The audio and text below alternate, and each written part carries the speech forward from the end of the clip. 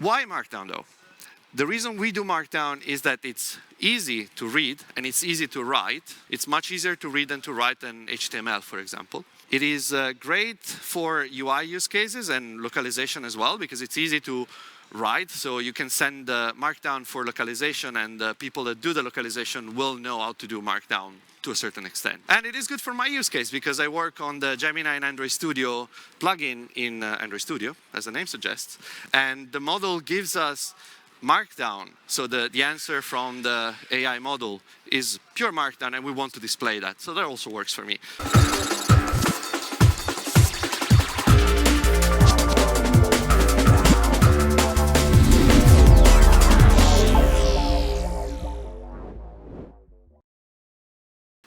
How to render Markdown in Compose. I am Sebastiano. I am a UX engineer on the Android Studio team. And what we're here to answer today is the question, has this ever happened to you? Like an infomercial. I just want to display some rich text in this label. Now, what I mean by that, for example, I have something like this, where in the gray text you can see there is a clickable Learn More link. And that is considered rich text because it's interactive, it uses a different color, and so on. Now, if you were doing web, this would be trivial because you have HTML and you have CSS, and you just add a link tag and you're pretty much done. If you're doing Swing, which in case you're not aware is the 25-ish years old Java-based UI framework that is used in the IntelliJ platform and in Android Studio, you would also use HTML and CSS with a few caveats, and we'll get to them. And if you're doing Android, which I assume you are, unless you're even, then you will be using HTML to some extent. There is no CSS, but you're aware that if you want to put some bold in your label in your resources, then you can use some HTML tags. And if you're doing Jetpack Compose, which is Compose on Android, I mean, again, you just inherit the same APIs that you have available with views. Now, if you're doing Compose for desktop, it's more DIY.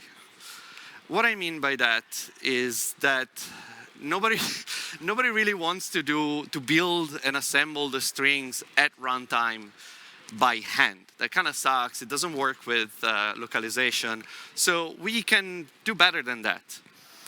But before we start to do better, I think it's important to show why we need to do better. And to do that, I'm going to go through a small detour. So when I said that Swing can use HTML and CSS, well, those two asterisks actually had a lot of heavy lifting behind them, because you're using HTML 3.2 and CSS 1.0, which I think were released about 20 years ago, maybe 22. I didn't keep track of the years, which, I mean, in and by itself wouldn't be a problem, but it also has a lot of limitations and weird quirks in the way that HTML is rendered. Now, if I am trying to display a string in Swing that is, for example, that URL. URLs are long, and everything is fine if you have enough room to display everything, like your horizontal space is more than enough to fit it, everything is great. But if you are trying to display something that is longer than the space that you have available, then you have a problem. Obviously, you have that bit that is overhanging, and it doesn't know what to do with it. Now, CSS, right? Or just use CSS. Nothing ever goes wrong when you use CSS. So we're just going to add the overflow wrap attribute, and Swing will, magically make it work. Well, except if you ever done Swing development, you know that that's not how it works, that CSS does not actually do that. You end up in the same situation as before because that CSS attribute is way too new for the version of CSS that is supported. And also, as I said, there are limitations and quirks in the way it's handled. So what do we do then? Well, if your guess was, let's hack it, then here's your prize. Now, we're in this situation. We have this text that is too long.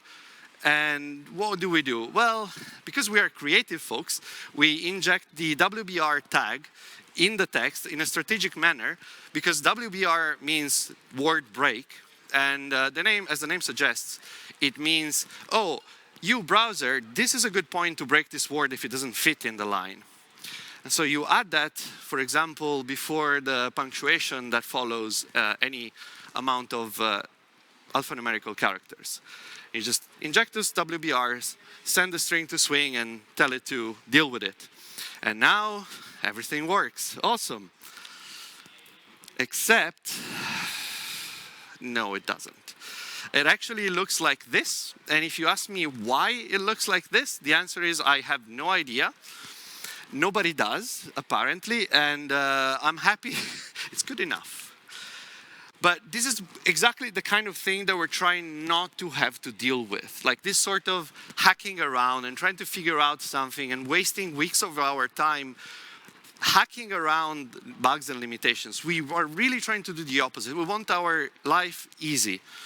So, closing this detour, what do we do?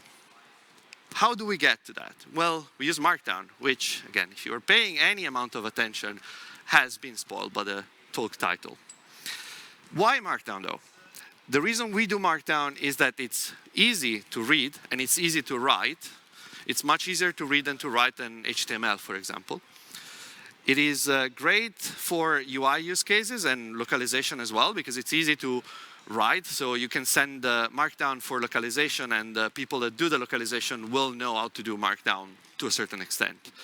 And it is good for my use case, because I work on the Gemini and Android Studio plugin in Android Studio, as the name suggests.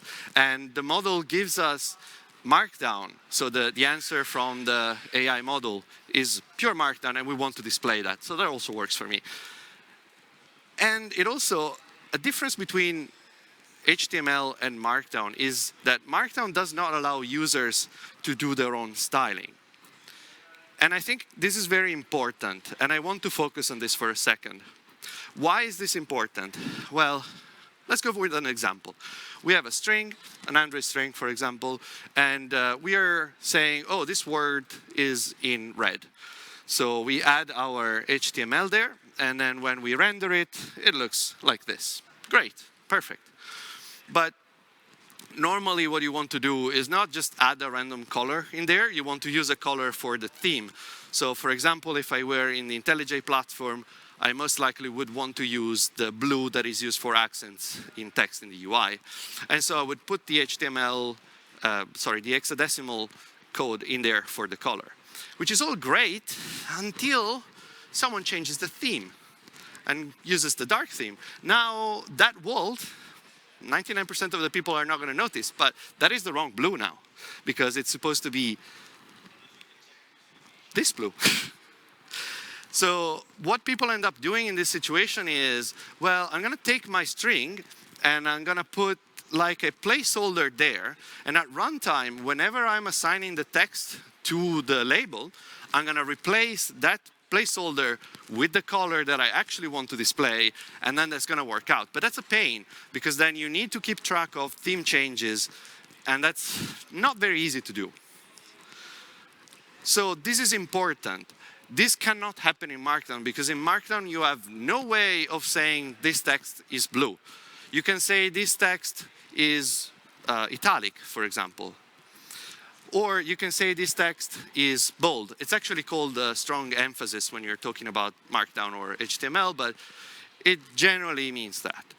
And what the Markdown specs say is that if you have some text that looks like that, the second word will actually be translated into HTML strong emphasis tag.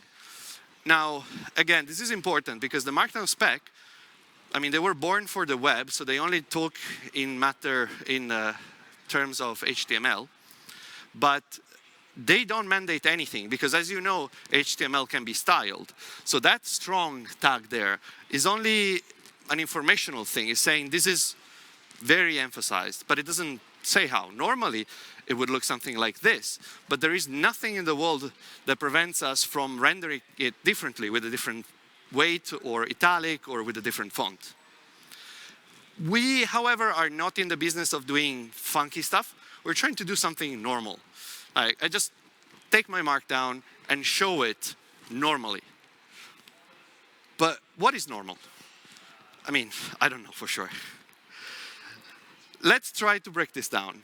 It's very hard to define, jokes aside, what normal means. For most people, probably this would mean something like what is expected. But we've just moved the problem one block down. What is expected? What are we expecting from Markdown rendering? Well, we use a number of services on a daily basis probably that use Markdown and render Markdown. And all of these services together create a set of intuitive expectations on the behavior and the looks of the output. But those expectations are actually not necessarily based on anything specific. It's just like, it just happens that most renderers render it this way. Markdown actually is kind of a lie. There is a spec, but okay, I think it's time for another rabbit hole now. It's a tiny one, I promise. Now, Markdown was created by John Gruber. John Gruber, for those who don't know him, is a tech opinionist and also a very well-known Apple fanboy. He created Markdown in 2004, publishing the spec on his website, which is called Daring Fireball. Now, the spec has the problem that it is vague. And people have asked, why is it so vague? There are some cases that are not explained or covered. And the answer was, oh no, it's intentionally vague. Okay. But there is a reference parser that you can use, and that is supposed to complement the actual written spec to tell you what is supposed to happen when you have a certain Markdown. Let's talk for a second about the reference parser. Now, that parser is written in Perl. For those that are not old enough to know, bless your heart, Perl is one language that is mostly known for being considered a write-only language. So people would write Perl, and then it looks so weird that it's really hard to understand what the code does, even for the person that wrote it. So it got that fame. And also, as another problem that we face is that the Markdown specs from 2004 are actually limited, and Markdown specs are at version 1.01 since 2004. It's been 20 years and no updates have been made. There are a lot of features that you would expect, again, expectations, but they're missing in the original Markdown specs, like tables, or footnotes, or strike-through, or even just syntax highlighting in code blocks. So we are in the situation where we have vague specs, missing features, and a somewhat bad reference parser that is also not very clear in some cases. There are, as is the case when there is a very widely used piece of technology but not very good specs, many incompatible implementations of Markdown. Because over time, as websites adopted it and languages adopted it, like a myriad of libraries and frameworks started rendering Markdown, and everyone is doing it slightly differently. Differently enough, in fact, that something that works on one renderer might just not work on another one. There is, in fact, a website that is called BabelMark. And BabelMark is funny because it's a website whose sole job is you give it a piece of Markdown and it renders it with like dozens of Markdown libraries and different languages. And it tells you, oh, you know, most of them render it like that. Some other render it like that. And it's just like a very good exemplification of why at a base, this is sort of a broken situation. The most famous implementation of Markdown that is technically not Markdown is GitHub Flavor Markdown, which I will refer to by the initials GFM because it takes too much time to say otherwise. Now, okay, we have a lot of different implementations. How do we fix this? We create another one. So enter CommonMark. It was born 10 years after Markdown to try and fix this mess. It was actually originally named Standard Markdown. Now, John Gruber didn't really like the fact that they called it Markdown. It's like, no, Markdown is my name. You use your own name. So, CommonMark. But these days, CommonMark is very well utilized, and it is the basis for a lot of different flavors like GFM or the GitLab version or Stack Overflow. Really, a lot of Markdown parsers these days are CommonMark based. Fun fact, GFM is also poorly spec'd. And what I mean by that is that there is a documentation with specs But a lot of the features don't exist in that spec, but they exist. They work on GitHub, but they only exist in the web help for GitHub. So web help will tell you, oh, if you do this, it's going to show a graph. And then you look at the GFM specs and what is a graph? However, still, for many people, the intuitive understanding of what Markdown is, it's essentially a good chunk of GFM. And CommonMark has a very nice parser, which is good for us because, first of all, it's not written in Perl. So let's use CommonMark. It makes sense. It's a good idea for us. Now, to be clear, there are two potential implementations of a parser that we could use, and we're not going to be using the JetBrains one. That is Kotlin-based. It's very nice. It's extensible, and I think it's what the Markdown preview uses in the IDE, if you use IntelliJ IDEA. However, it is missing a lot of GFM features that we would like to support. And also, it is not fully compliant. It's like 98, 99% compliant. But if you run the full suite of tests for Markdown, for CommonMark, it doesn't pass. So instead, we're going to be using the CommonMark Java, which is written in Java. Who cares? It's fine. It's extensible as well, which is good for our use case. And it has GFM extensions that we can use. Plus, obviously, it's first party, so it's fully compliant with the CommonMark spec. Now, how do we render Markdown? 2 easy steps. Ignore the asterisk. I'm going to do a small detour before we do that, because it's the theme of the day. Why not? Just to mention that the code that implements all the things that I'm talking about and will be talking about from now on is implemented in Joule. You can find it on github/jetbrains/Joule. It's a Compose for Desktop theme and set of components that implement the look and feel of the JetBrains IDEs. So all the code is there. If you want to see how this actually is implemented, just look it up on GitHub. I'm done. I'm getting better at this. Now, what we're saying is we're trying to get Markdown and display it on the screen because, I mean, that's the whole point of this talk, right? But how do we do this? So we're going to take raw Markdown and we're going to parse it as an abstract syntax tree. And then from there, we're going to take the abstract syntax tree and emit UI components. These are essentially the 2 steps that we're going to be looking at.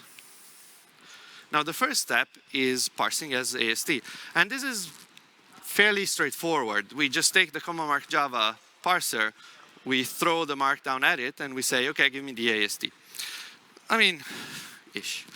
This can run outside of the composition. It has no dependency on the theme. It has no dependency on when the composition runs.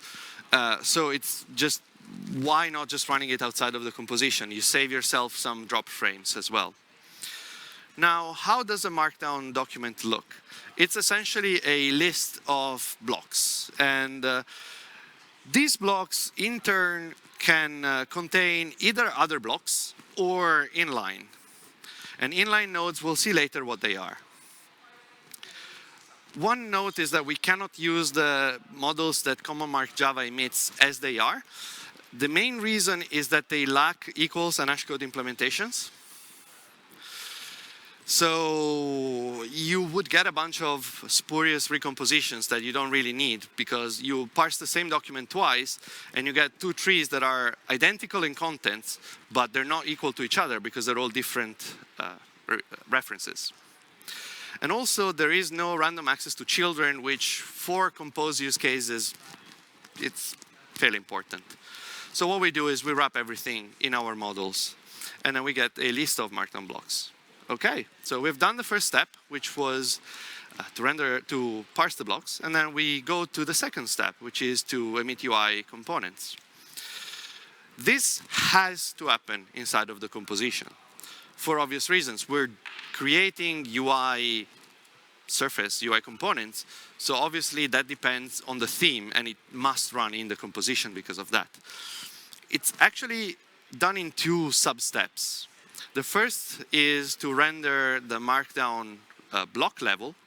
and the second is to render the inlines inside of those. Now, you can think of blocks as things like a paragraph, and inlines as spans inside of that paragraph. So, for example, this part is bold, would be an inline.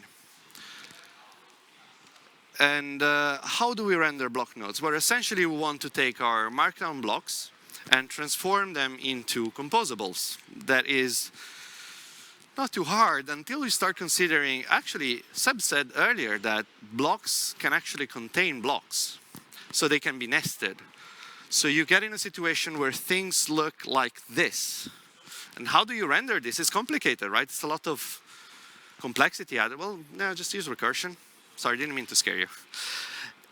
Essentially, we can take this made-up example of a structure of a Markdown document. You have on the left-hand side the top-level blocks, so a header, paragraph, block quote. But you can see that the block quote contains a paragraph, and it also contains a bullet list that in turn contains, every item can contain multiple multiple blocks as well.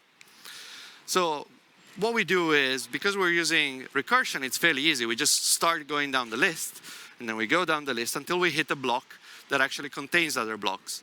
And at that point, what we do is we just start recursing inside of that block, and we go through the list inside of that block, and then we find another something that we go into. So that's all we need to do. Now, if you've ever used Markdown, and I'm fairly sure everyone has here, you probably know that if you put a HTML block inside of Markdown, that will be rendered. That's because Markdown specs say if you have a block of HTML, that's supposed to be rendered, not shown as the HTML text. And you might be wondering now, how do you do that? We don't. We do not want to implement a browser. That is a whole different job. Most times people don't really use, at least for the use cases we care about, like the data that comes from AI model or the rendering the README for a repository on GitHub. Most of the time people don't do HTML in their Markdown, and so we're kind of safe. It's probably fine. And even the amount, the kinds of HTML that you can use in there, they are somewhat limited because obviously you don't want to be able to put random JavaScript in there or do weird stuff. We might, however, over time, create some special casing for things like keyboard shortcuts that you can actually have some things that look like tiny keyboard caps. They're really cute on GitHub. Or sometimes you might notice when you put images on pull requests on GitHub, it actually transforms them into HTML instead of using Markdown because it wants to set a size for the image. So those cases, we might actually end up handling at some point. We don't do yet, but it's an idea. And also we might want to have some special casing for some sorts of embeds. So if you have a YouTube video embed there, we might be able to fetch the preview and put a button to open the browser and let you actually watch the video. Okay, we're done with the first step. Now let's render the inline nodes. Now, how does this work? Let's look for a second at how inlines are structured, because we need to understand that first. So let's take a paragraph, which is a block, and look inside of it. A paragraph contains a bunch of inlines. The good thing about the inlines is that inlines cannot contain anything. They're just leaf nodes in our graph. So we don't need recursion this time. It's easier. So our job here is to take what was parsed as inline Markdown nodes earlier in the first step and transform them into an annotated string. However, we do have a problem, and that problem is the AnnotatedString API. Why? Because AnnotatedString has some fairly strong limitations of what you can and cannot do. It is immutable, so if the theme changes, you need to recreate the annotated string from scratch. There is no easy way to just say, oh, you know, that color, just change the color. And also, it is limited by what the text style API allows you to do. And an example of that would be, we're trying to render this run of Markdown, and you will notice that there is the onboarding word is behind backticks. What that means is that it's inline code. And so that would render currently something like that. I mean, it has a background, it has a different font and a different text color. Good enough for now. But if you look closely, it doesn't look great. There is not enough padding on the side, so the border, just the background actually just ends on the same pixel that the text ends, which is not very nice. And we also have no control over the size, or we cannot do rounded corners on that background. And if we wanted to have something like a border on that background, we couldn't do it either. So ideally, we would want something like that. And there is no easy way to do it. You can do it if you want. You can capture the text the text layout result from the text or basic text composable and use that to figure out, oh, from this character to that character, I have inline code, and the text layout result will tell you the coordinates of the text, so you can figure out the bounding box, and you can use a draw behind modifier to draw behind that text. That is not great, though. It can have performance implications that are probably fine on desktop. In our testing, in the IDE, it's probably fine. You probably don't want to do that on Android. It can be a bit expensive. However, that looks a lot better. And another example I want to show you of how this can break, the default built-in implementation. In this case, I have a very long inline code that spans multiple lines. And you can see that the background, well, I would hope you could see, that the background actually extends all the way to the end of the line. And if you have something like an emoji that will make the line height taller than the rest of the text, the background would actually be as tall as the line, and so you would have different heights on different lines, and that also doesn't look great. So, yeah, not great. Other things that we need to talk about: inline images and links. Inline images, I mean block level images at the top, it's fine, it's just an image. Inline images are a bit more complicated. They're doable, but they're still working on inline image loading in general. We can use the inline text content API to embed an image inside of a run of text. And that works fine, and we can use Coil that was semi-recently released for Kotlin Multiplatform, and so it works on desktop as well now. However, there is a problem and a limitation that we really cannot work around, which is it is unavoidable for images to make text layout jump, because the image, you need a placeholder before the image loads. If you're downloading the image from the web, you don't know what the size of the image is. So when it finishes loading, obviously the size changes, and text layout might also change if you guessed the size of the placeholder wrong. For what concerns links instead, well, we're using the link annotation API, which was an API that was introduced in Compose 1.7, partially also to cater for this kind of use case. It is very nice. It has stateful styling, which means you pass it a number of different text styles, and based on the current state, so clicked or focused or visited, it will show the correct style for you. However, we cannot access that style from outside.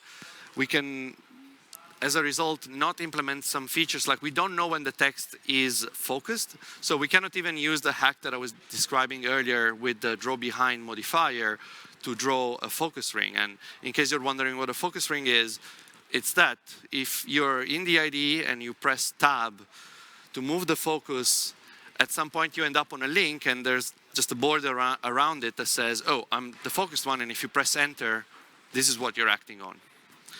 It will get better, I hope. Okay, let's put it all together.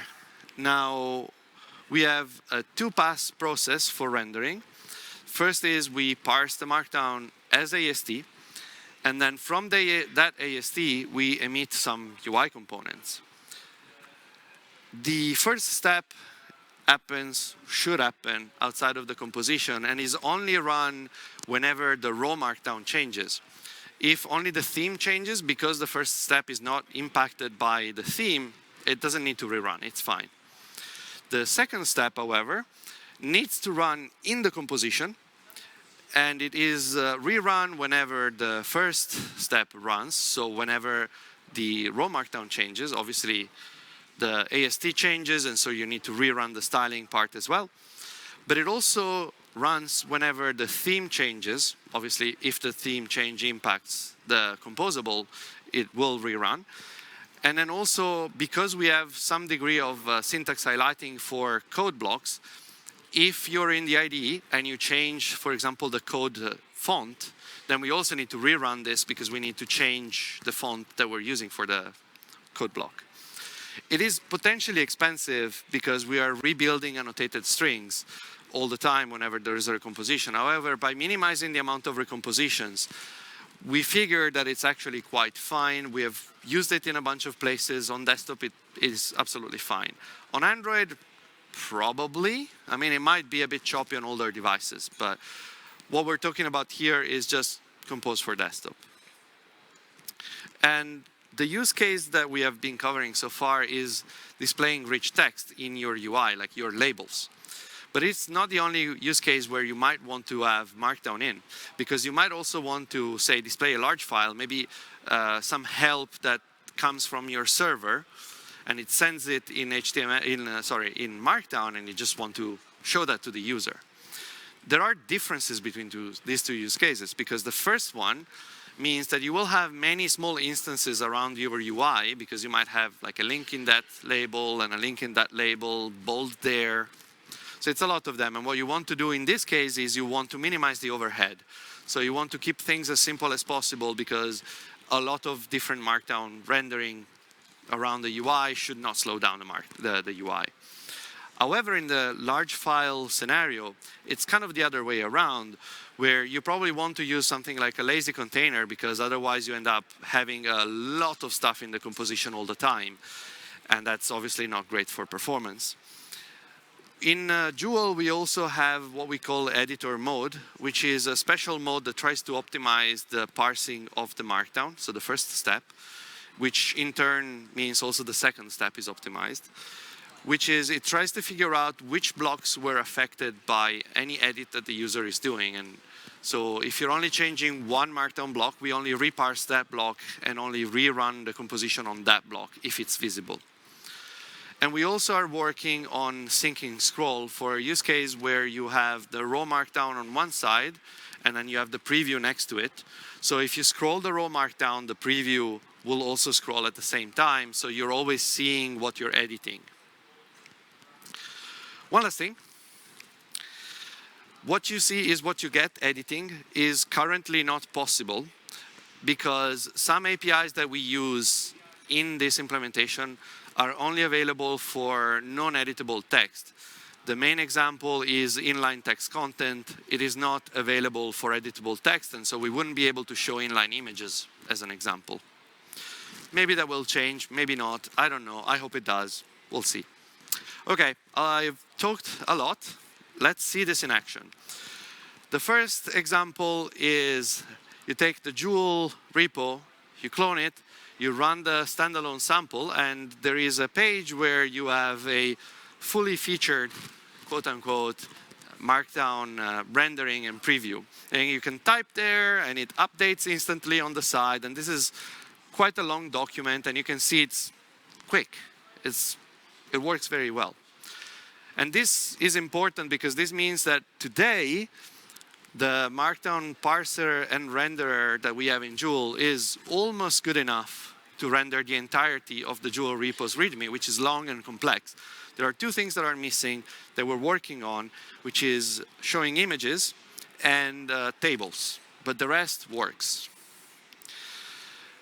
It also, besides this missing or work in progress features, I should say, it takes full advantage of extensibility. So the Markdown renderer we have has extensions that you can enable if you care about. So by default, out of the box, it supports the entirety of CommonMark. But if you want extra features that come from GFM, such as tables, you will just have to add the dependency, enable the extension, and you're done. Another example is the new UI for the Gemini and Android Studio that we've been working on. This is all implemented in Compose inside of the IDE. And what you're seeing appear right now on screen is Markdown being rendered in real time in Compose as it comes from the backend. And yeah, I mean, that's almost already good enough for our use case. Obviously, you can see that, well, you would see if the contrast was better, that you can have inline code with backgrounds and everything. Okay, so I'm almost done. I just want to give a quick hat tip and shout out to Halil and Zach. Halil is on the Compose text team and Zach was on the text team. And together they built this library, which works both on Android and on desktop. And they have a lot of similar things that we have. They also do Markdown rendering in a very similar way to what we do. And they also render tables already. I'm probably going to steal their implementation. But this is very good, and it works already very well. However, the reason we went our own separate way was that we had different needs from what they were going for, because they were mostly caring about the UI text scenario, but we also want to do, we want to be able to show a preview of Markdown files in the IDE in Studio. Historically, you have not been able to do it, but we're working on using Markdown rendering in Compose to be able to finally show Markdown previews in Studio. And this is good because the ChatGPT Android app, which you might know from the keynote yesterday, is actually using this library. They forked it, they fixed a few bugs. The library from Halil and Zach has not been actively maintained for a while, but OpenAI has forked it, fixed some stuff, and added some features like animating text appearance as it streams in from the model. Now, I also want to give another hat tip to Eric Hellman, who ages ago created an article and a GitHub repository that is, as far as I know, the first example of rendering Markdown in Compose, and that's where a lot of foundational ideas come from, both for my renderer and possibly the other one as well, I'm not sure. So what I actually meant to say all along is that Markdown is great. And if you're doing UI and you need rich text and you're doing localization, Markdown is even better. And you should try the Markdown rendering in Joule if you're curious. But you can also roll your own if you want. It's not, the basic ideas are not that complicated. And I think I've covered them all today. So that's all. Thank you very much.